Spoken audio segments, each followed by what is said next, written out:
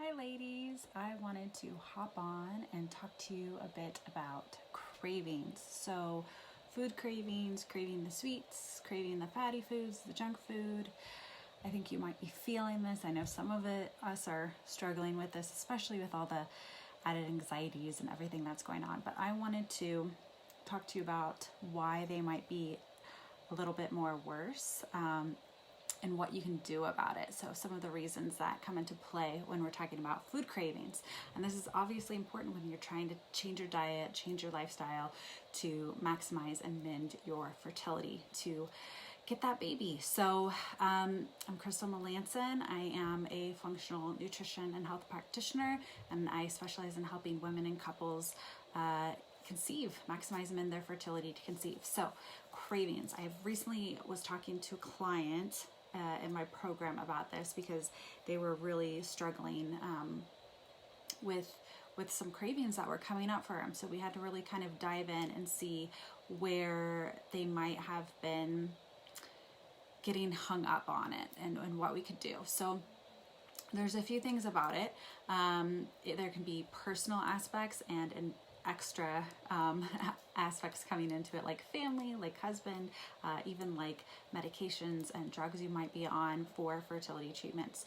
So let's talk about it. So the first thing I wanted to talk about is circadian rhythms and your rest. So last week I did a video about sleep, and one big takeaway was the quality of sleep over just the quantity of sleep. And although quantity is obviously important, we really need to have high quality sleep. And that means, ideally going to bed between 9-10 p.m. And not watching screens before you go to sleep. And this is really important because it affects your body's circadian rhythm, which has to do with your hormone production too. And we have natural cycles that our body goes through, and when we're supposed to be sleeping, and when this is thrown off through working on the computer late, watching Netflix late, or night workers, shift workers, which especially can struggle with this.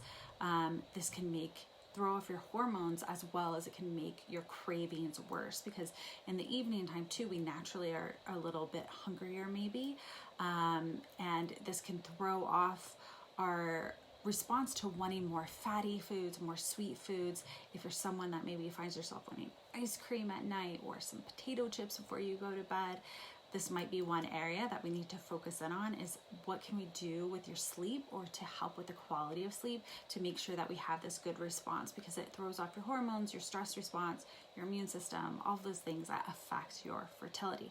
So we got to think about your rest and the quality of your rest. So I always definitely discuss this because it does go in play with your diet goals. So the second one is your blood sugar. And so we have a zone that we want to keep our blood sugar in, right? So this happy zone that we want to keep it in throughout the day. We don't want it to go too high or too low, because that affects our energy, that affects how we feel, that affects our metabolism too. And so often when you're eating the wrong foods or the wrong types of carbs, the wrong types of carbohydrates even, or fats for your body, which is different for each of us, which is why we need a personalized diet, blood sugar can go crazy, right?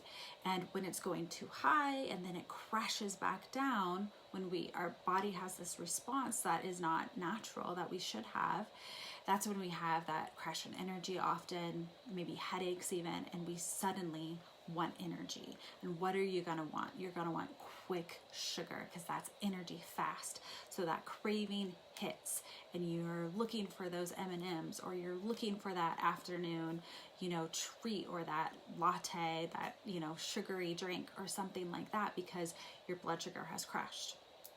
And we just often go back again, have something sugary, it spikes up, we crash again, and it can be a repetitive cycle on and on. So we really want to, when we work on a fertility responsive diet, that is when we're supporting your blood sugar in your particular blood sugar response, and how your body reacts to foods, so that when we're keeping in this healthy zone, we're not getting the cravings as much. So we're not getting that sudden primal need for sugar, and we're much more able to manage our energy as well as the cravings that we have for food. And just so you know, you don't have to have diabetes, you don't even have to have pre-diabetes, you don't have to be overweight to have blood sugar issues. I see it all the time in my clients that seem otherwise, pretty healthy and they're lean, but we need to improve their blood sugar levels. And so there's certain tools and things that we can use to see how they're reacting to food and how we can personalize their fertility diet for that. But that can help greatly with your cravings. I know I see it myself, right? If I've maybe haven't eaten in a while, or I just had a little snack and I didn't eat a good nutritious meal, then my blood sugar crashes and I am looking at what I can possibly find as fast as possible. And it normally is not the best option. So the third one is going to be your macronutrients. So how we structure your meals, right? So within that diet, that personalized diet, we also need the right focus on those big players, which is fat and protein. And there's actually studies done that most women that are pregnant and when working on fertility are really deficient, not eating enough protein in your diet. So we really have to talk about what sources are you getting and are you getting enough, because this is key to keeping your nutrient levels up to support your hormones, the blood sugar, the things like that, but also your satiety levels, so how quickly you are hungry again. And so when we eat healthy, clean sources of protein and fat, like high quality meats and seafoods, eggs, nuts, seeds, avocados, olives, those really good things that are great for fertility. We're balancing blood sugar, but we're also sending those signals to your brain that you have the nutrients you need and you can stay fuller longer.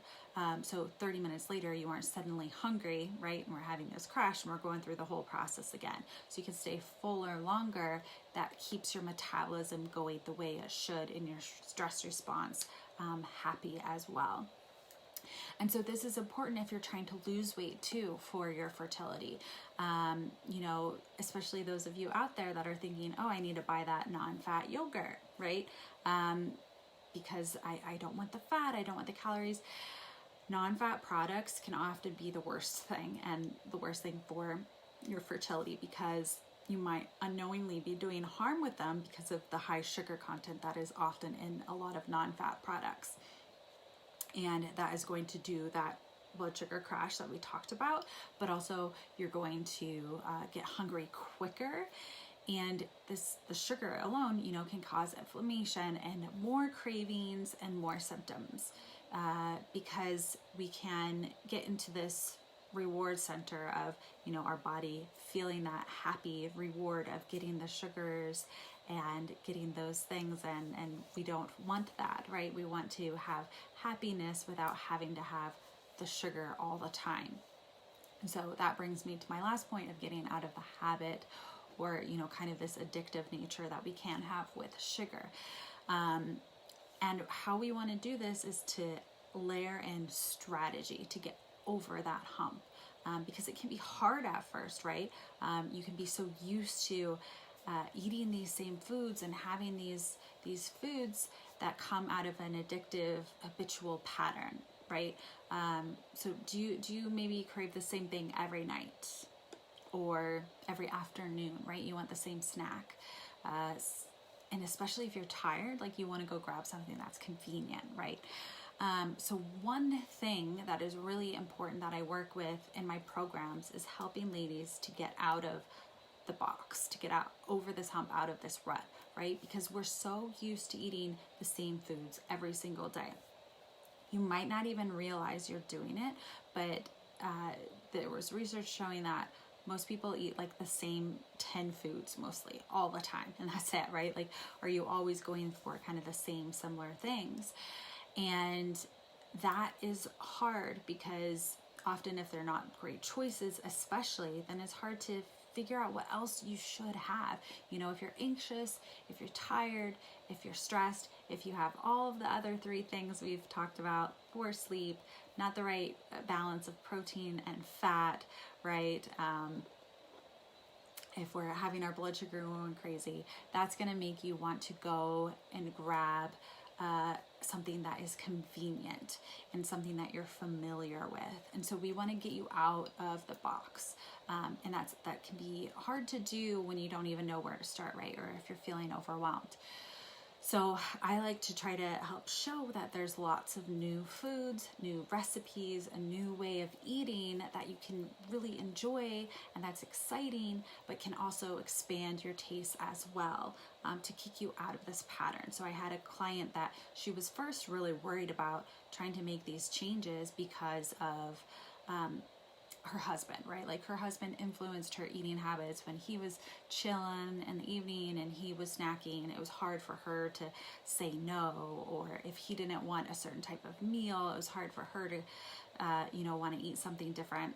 And so she was really worried about it before we started working together. But when we were able to educate on all these new foods and new ways of eating, he actually started to enjoy it too, and she became more confident with it and got herself out of this box and really enjoyed all of these new foods she never even knew about, and this new way of eating that helped her get pregnant, because we got over that hump and we had strategy to layer it in. Because we don't expect not everyone can just go cold turkey and change everything all at once. So when you can layer it in to really provide nutrients, to balance blood sugar, you can feel excited about food again and get out of this rut that I feel like we really get in when you're feeling anxious and exhausted, which I know so many of us are feeling probably right now in the world with everything that's going on, right? So often is having that strategy of knowing exactly where to start and what to do that can help with those habitual cravings that can come into play. So those are the big things that you need to know about and to pay attention to with cravings if you're really struggling with it. And some other things that are outside of you, like I said, your family or your husband, that might be influencing you. If you have all of these 4 factors that I discussed in line and you feel clear with, that's going to be less of an influence. If you're on fertility drugs too, that's something that I see with clients that can make it hard as well. Those fertility drugs, those medications, can influence cravings and make them even worse too, because of the hormones that can affect you. So when we're able to balance your blood sugar, have the right diet, have the right meals set up with focus on foods like the proteins and the fats we talked about, that makes it a lot easier to handle the drugs, to metabolize those drugs, and reduce the cravings too. So no matter where you're at in your journey and what outside stress is coming into play, we can have that strategy to keep you moving forward, keep you accountable, and actually feeling really good about what you're eating, and reduce all of those cravings. So let me know in the comments if this is something that you are struggling with, and I will make sure to get you some recipes or resources that can help you get out of the rut and get over this craving hump. So I hope you have a good night. Talk to you guys later.